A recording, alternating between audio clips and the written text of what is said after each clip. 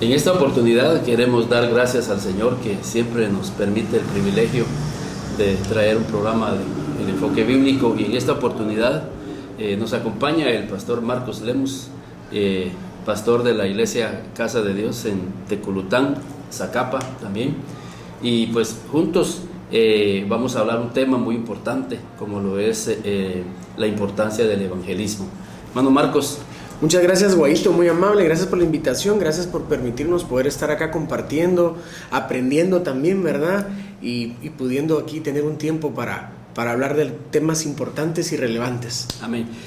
Para entrar de lleno sobre la importancia del evangelismo, en Mateo capítulo 28, el Señor Jesús, ya a punto de ascender al cielo, da una recomendación, y como hablábamos con el pastor Marcos, siempre se recalca la última instrucción ya antes de salir, y Jesús recalcó este tema, y con la ayuda de Dios, con las escrituras y con la experiencia que tiene el pastor Marcos, llegaremos a comprender por qué es importante el evangelismo. Y tenemos de referencia a Mateo 28, versículo 18, donde dice: y Jesús se acercó y les habló diciendo: toda potestad me es dada en el cielo y en la tierra. Por tanto, id y haced discípulos a todas las naciones, bautizándolos en el nombre del Padre, del Hijo y del Espíritu Santo, enseñándoles que guarden todas las cosas que os he mandado. He aquí, yo estoy con vosotros todos los días hasta el fin del mundo. La iglesia tiene un respaldo divino. Así es. Y creo que en base a ese mandato, a ese respaldo, la iglesia puede de alguna manera fluir y llevar ese mensaje, hermano pastor. Sí, cuando Jesús antes de ascender fue muy específico en la instrucción final y dijo: por tanto, vayan y hagan discípulos. Y cuando nos habla del discipulado, no nos está hablando de adoctrinar personas, sino nos está hablando de formar personas. Y al final, si logramos comprender bien a dónde debe de encaminar un discipulado, es a formar verdaderos hijos de Dios, ¿verdad? O sea, toda la síntesis del discipulado debe de encaminar a educar hijos. Pero no podemos discipular si primero no ganamos a las almas. O sea, el discipular es el resultado de algo que se hizo previo en la vida de las personas, porque no puedo discipular si no los gano.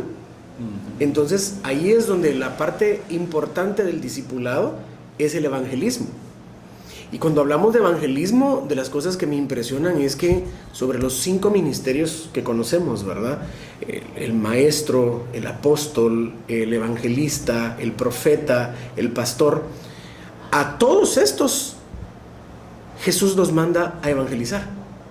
O sea, el hecho de que yo sea tal vez un profeta no quiere decir que no evangelice. El hecho que sea un apóstol no quiere decir que no evangelice. El hecho que sea un maestro no quiere decir que no tenga que... El evangelismo tiene que estar presente en todos los ministerios. Amén. Amén. Y creo de que eso lo que nos habla es acerca del corazón de Dios, de querer llevar siempre una palabra al corazón necesitado. Y creo de que la iglesia en ese sentido tiene que ser sensible, porque necesidades hay en medio de nuestra sociedad.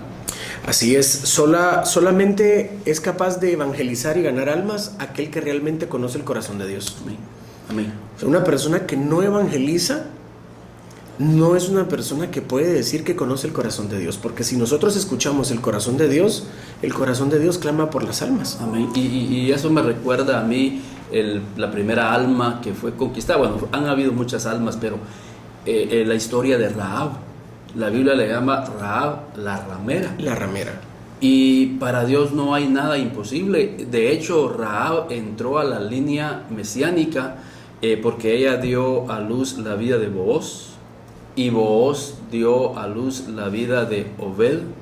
Obed dio a luz, sus esposas, la vida de Isaí, y de Isaí vino la vida de David hasta llegar al Señor Jesús. O sea, lo que Dios puede convertir al rescatar un alma, o sea, la historia que puede haber maravillosa detrás de un alma que podemos salvar si llevamos el Y evangelismo. lo importante, porque este caso es muy específico, porque a mí me sorprende que una prostituta aparezca en los héroes de la fe. Amén.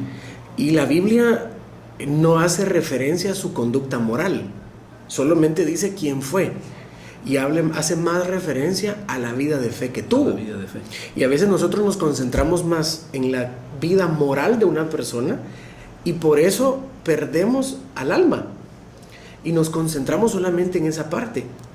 Si nosotros nos vamos a lo que realmente es un evangelismo, evangelismo significa el acto de predicar el evangelio de Jesús. Amén. Y este viene del griego koiné, que lo que significa es dador de buenas noticias. Amén. Entonces, cuando nosotros comprendemos realmente lo que evangelismo significa, es dar buenas noticias. Amén.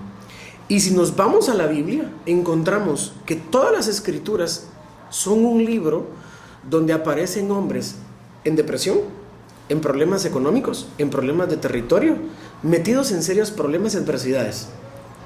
Gente que estaba pasando un mal momento, naciones pasando un mal momento, donde de repente aparece Dios con una buena noticia y transformó su vida por completo.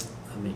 Y me llama la atención lo que significa esta palabra evangelismo o evangelio, dador de buenas noticias, porque en la Biblia dice un pasaje: Dios ama al dador alegre, y es cierto, está relacionado a lo que es las finanzas, pero en este punto yo considero que Dios también ama al dador alegre, pero el dador de buenas noticias, y enfatiza: Dios ama al dador alegre. O sea, dos cosas aquí: tenemos que compartir la palabra, pero con alegría.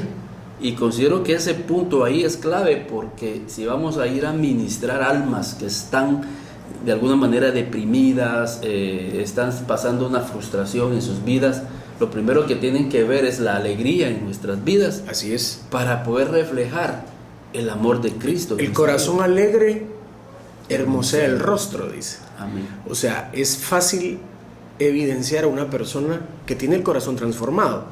Y es un fruto del Espíritu. Y es un fruto del Espíritu, ¿verdad? Cuando hablamos de precisamente dar, Dios fue bien claro y dijo: cada quien disponga en su corazón, y lo habla en ese sentido. Amén. Y den con alegría, dice. Y esas son las cosas que me impresionan, porque cuando Dios me está pidiendo algo, lo hace para ver qué hay en mi corazón. Porque yo en mi corazón es donde tomo las decisiones de qué es lo que doy. Amén.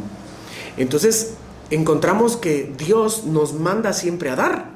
Si leemos todo el Evangelio de Jesús, es dar, dar, dar, Amén. dar. Consiste en dar. Y dice más bien un torado: dar que recibir. Y si les piden, den. Y si les piden una mía, vayan dos. Si le piden la túnica, den la capa. Entreguen todo, den todo lo que está diciendo. Amén. Y cuando nos está diciendo esto es porque Dios está diciendo: quiero ver qué hay en tu corazón. Quiero ver si sos capaz de dar. Amén. Yo lo veo el dar como un termómetro. Amén. Y lo dice de la Biblia el mismo Jesús, cuando dice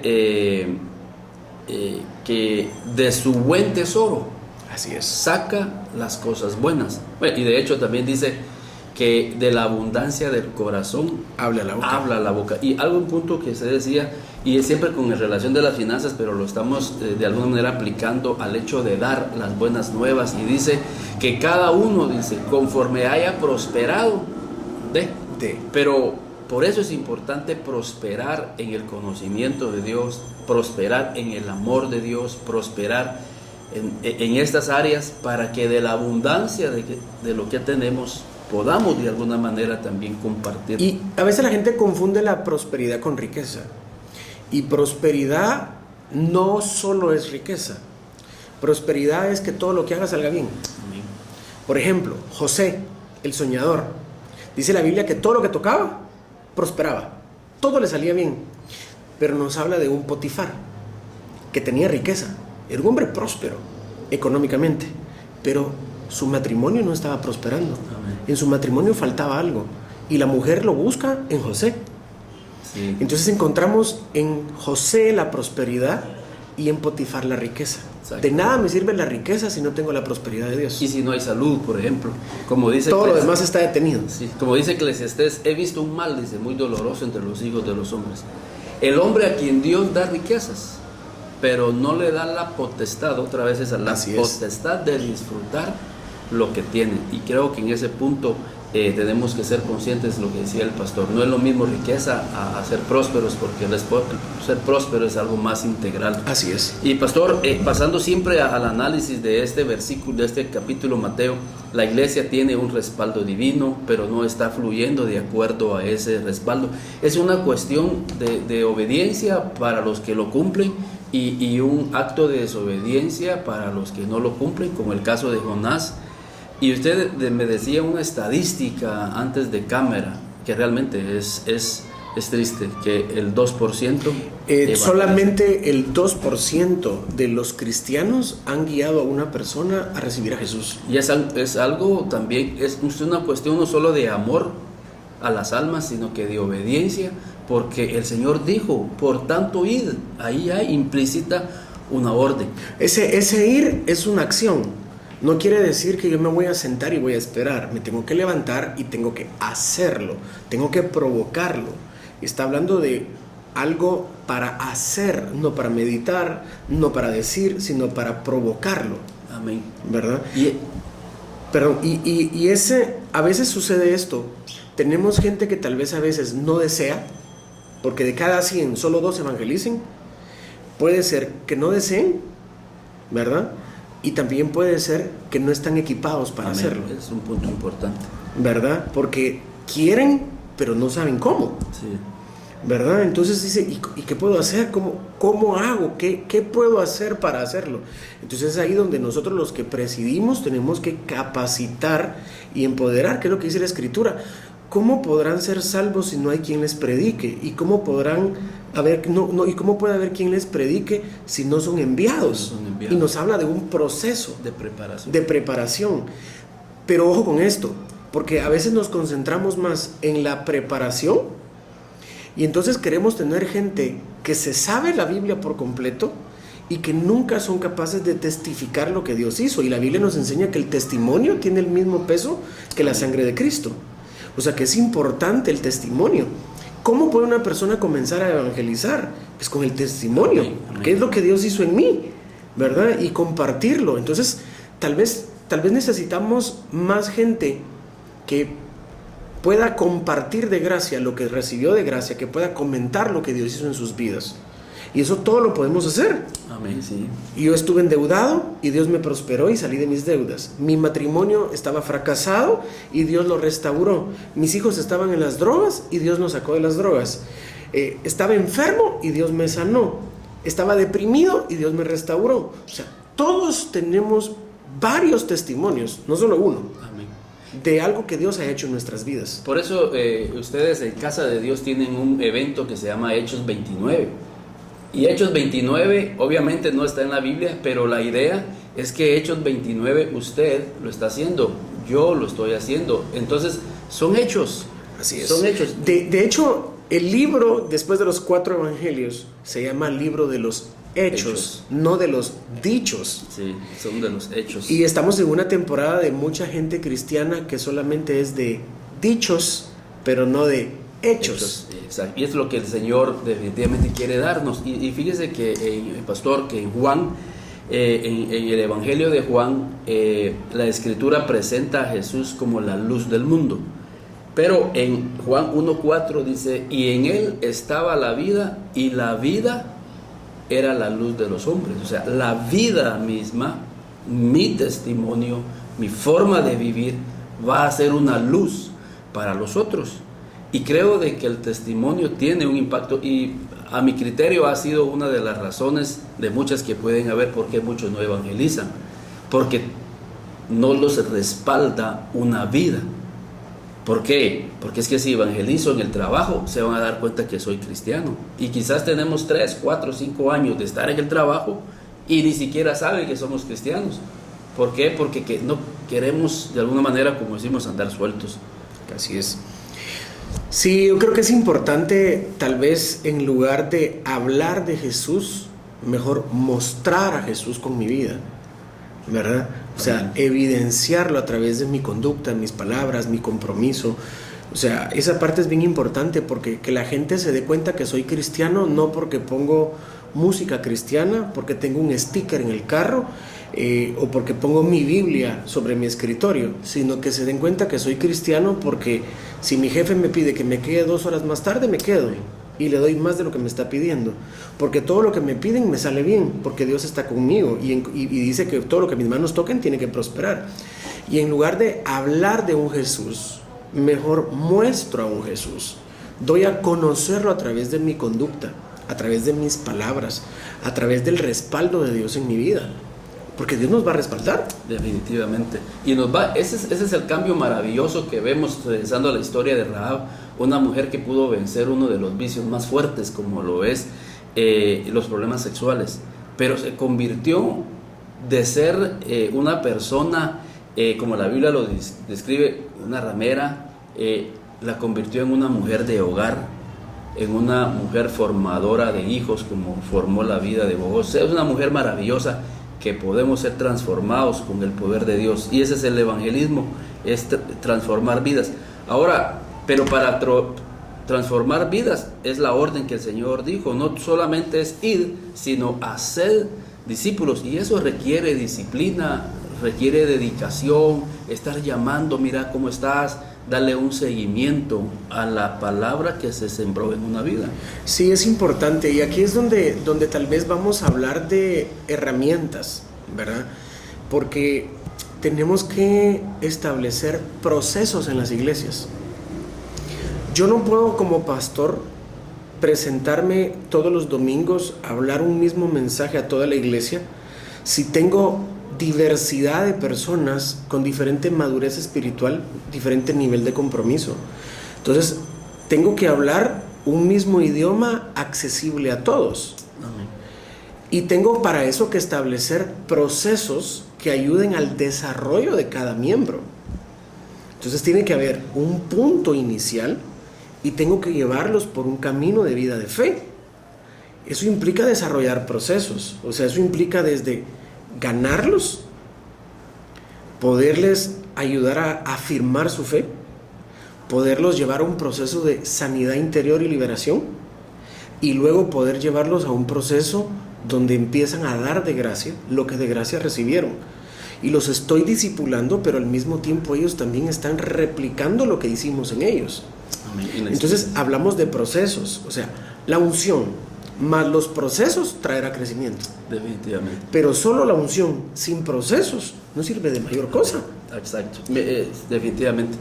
Pablo dice, yo sembré, Apolos regó, pero Dios da el crecimiento, y ese crecimiento es un proceso, y a veces es importante recalcar eso porque queremos cambios de la noche a la mañana. Y a veces hasta la misma persona se frustra. Totalmente. Pero voy a la iglesia y no. Eso está en un proceso. El mismo Dios hizo la creación en 7 días. Él la pudo haber hecho en un día, pero la hizo en 7, el primer día, el segundo día. Eso habla de un proceso. No nos desanimemos, y como cristianos tampoco no demandemos, está haciendo ahora la iglesia, y mira, seguís con lo mismo. Sí, porque es un proceso. Es un proceso. Y tomará tiempo. Tomará el tiempo. Yo le digo a la gente, llegar a este punto de tu problema te tomó tiempo. Salir, yo no estoy diciendo que te va a tomar la misma cantidad de tiempo, porque para Dios un día son 1000 años, pero va a tomar tiempo. Va a tomar tiempo. El regreso va a tomar tiempo. Y eso habla también de paciencia del discipulador. Así porque es. A veces, estoy discipulando al hermano. Habrán quienes den fruto al 30, al 60 y al 100 por uno. Y el reino y cuando Jesús hablaba del reino de Dios, y desde Génesis está el principio y dice semilla, y encontramos en la Biblia demasiado el nombre semilla, y entonces hace una comparación. El reino es semejante a una semilla, y cuando habla de semilla es porque tiene que crecer. Amén. Habla de procesos de crecimiento. Amén.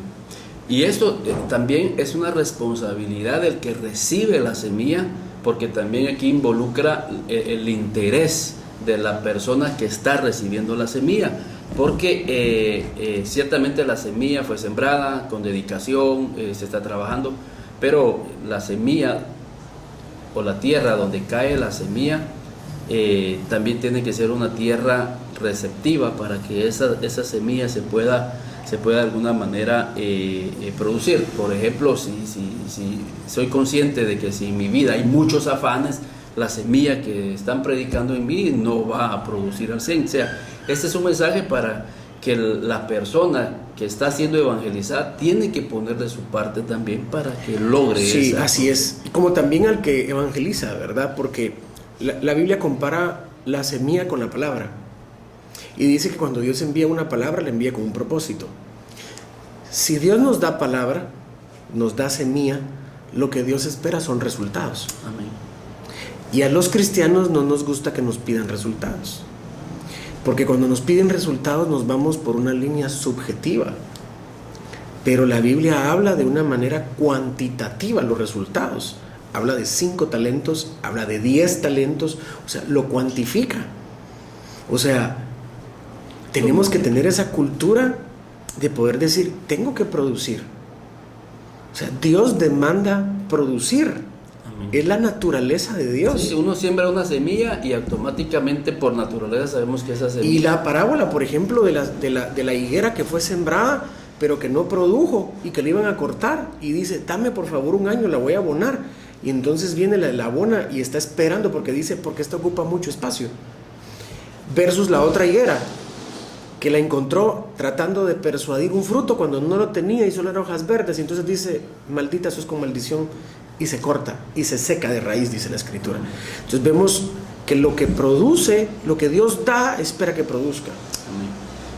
Y es algo interesante porque el Señor, cuando después dice, por tanto, id y haced discípulos, Él remarca, dice, enseñándoles que guarden todas las cosas que Jesús enseñó. Entonces ahí hace referencia a Jesús, que la forma de poder llegar a ser discípulos es a través de la enseñanza, es a través de y recalcar las cosas que Él enseñó. Nos enseñó. Porque si no estamos enseñando lo que Jesús enseñó, no estamos realmente ni cumpliendo la orden, ni mucho menos utilizando el recurso más importante para hacer discípulos, que es la enseñanza, que es la palabra, que es obviamente y la semilla. también, Guaito, yo pienso en esto, cómo Jesús enseñó.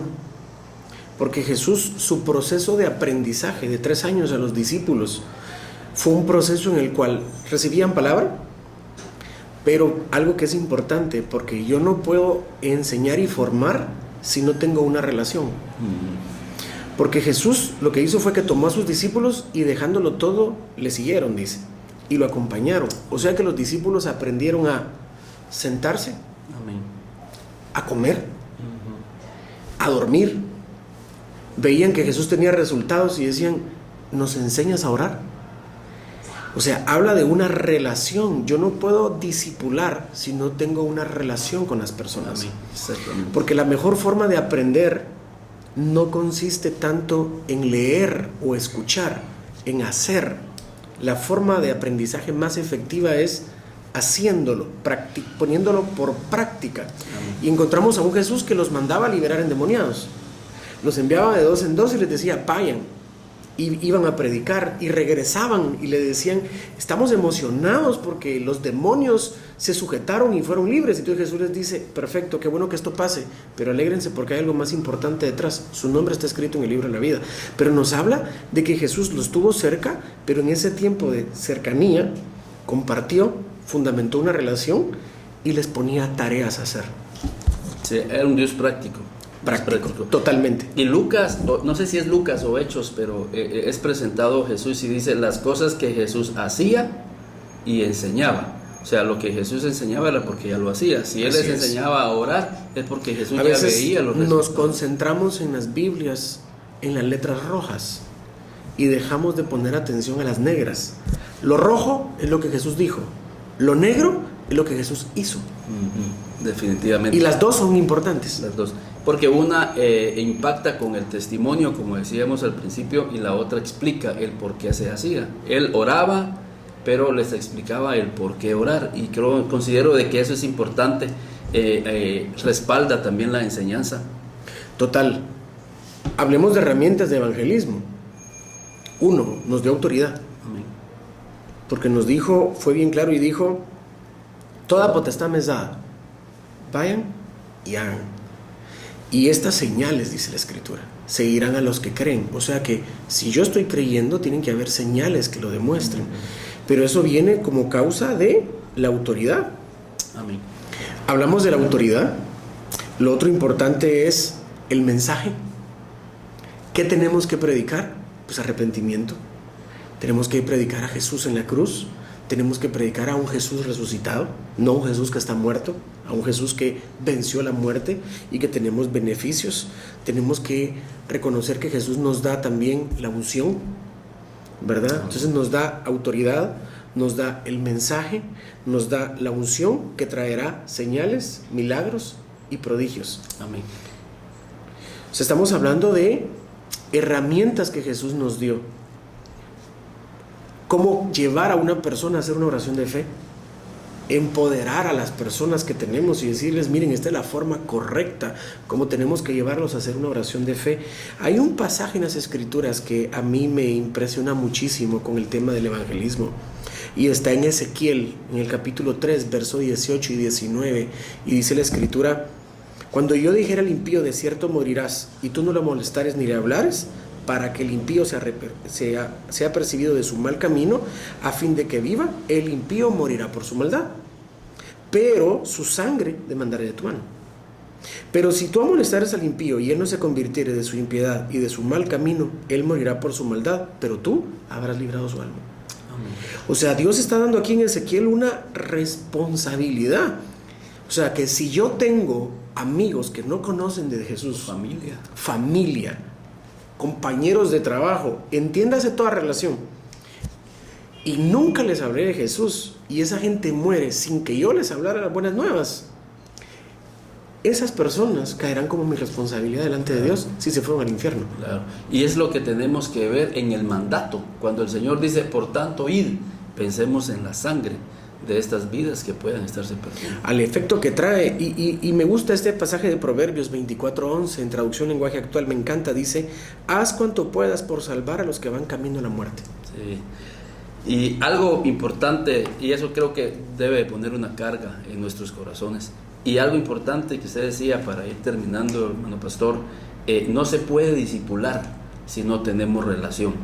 Y nosotros tampoco como discipuladores no podemos llegar a ser buenos discipuladores si no tenemos relación. Los discípulos tuvieron que, de hecho dice que Jesús escogió a 12 para que estuvieran con Él y luego los envió. Primero es la relación. Y termino con las últimas palabras del Señor Jesús cuando les dijo ahí en el 28 y versículo 20, he aquí, yo estoy con vosotros todos los días hasta el fin del mundo. El hecho, ahora, pero Jesús se iba. ¿Cómo es posible que Dios va a estar con nosotros si Él se va? Porque Él iba a estar adentro de ellos. Y si no tenemos a Jesús adentro como una relación por medio del Espíritu Santo, creo que no tendremos el respaldo. Y me quedo con eso, pastor, qué importante es la presencia de Dios en nuestras vidas. Y con esto, Guaito, porque Él dijo, yo les ofrezco mi presencia. Usted sabe que lo más crítico para un adulto, un niño en nuestro interior es el abandono, a dónde trasciende. Y entonces Dios y Jesús nos ofrecen, por presencia no se preocupen, yo voy a estar con ustedes, pero mi presencia tiene que provocar algo. Obediencia, vayan y hagan lo que les estoy mandando. Si ustedes hacen lo que les pido, yo siempre voy a estar con ustedes. Entonces valdría la pena preguntarse, y no podemos hacer de esto una doctrina, pero hay que ponerse a pensar en esto. ¿Podría en algún momento perder su presencia si no le obedezco? Claro. Si no hago lo que tengo que hacer. Claro, sí, claro. Porque ¿por qué me ofrece su presencia?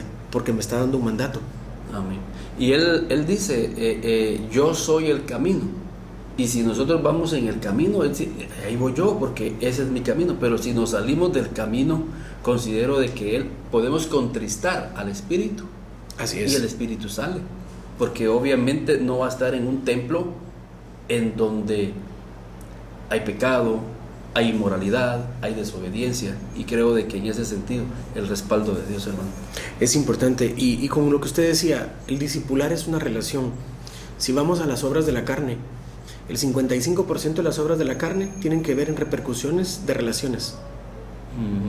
Definitivamente. a dónde nos pueden llevar, ¿verdad? Y lo importante de cuidar buenas relaciones. Amén. Y eso por eso es importante el testimonio, hay un respaldo.